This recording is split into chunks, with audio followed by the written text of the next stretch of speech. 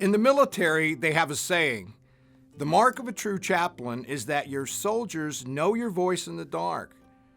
You should have spent so much time with them, and they trust you so deeply that even in the darkness and smoke of battle, they know your voice. Jesus talks about this recognition in John 10, verses 3 through 4. To him, the gatekeeper opens. The sheep hear his voice, and he calls his own sheep by name and leads them out.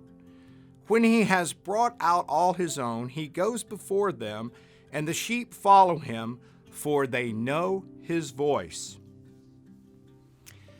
We, as Jesus' sheep, know his voice deep down. In our spirits, we can recognize his voice calling to us through the circumstances of our lives and through his word. Studies show that even in the womb, a mother's voice soothes a baby. The heartbeat relaxes and the baby responds. Sound is deeply wired into our consciousness. So it's no surprise that Jesus would portray his draw on our lives as the sound of his voice. The actual image used here is probably of a communal pen where the sheep were kept. The shepherd came to the gate and called them, and they'd be drawn by his voice. These aren't smart animals. Sheep wander off. They eat manure. They get snatched by predators. Their only hope is a protective shepherd.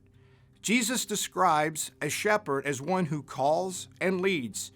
Not the driving, abusive person shepherds sometimes were. He calls gently.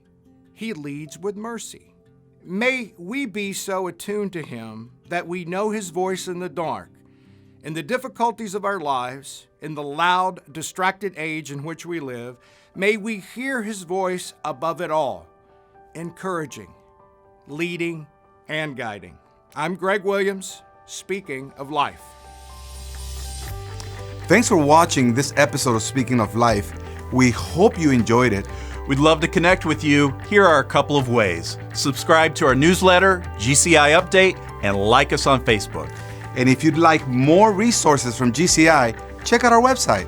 Thanks again for watching. See you next week.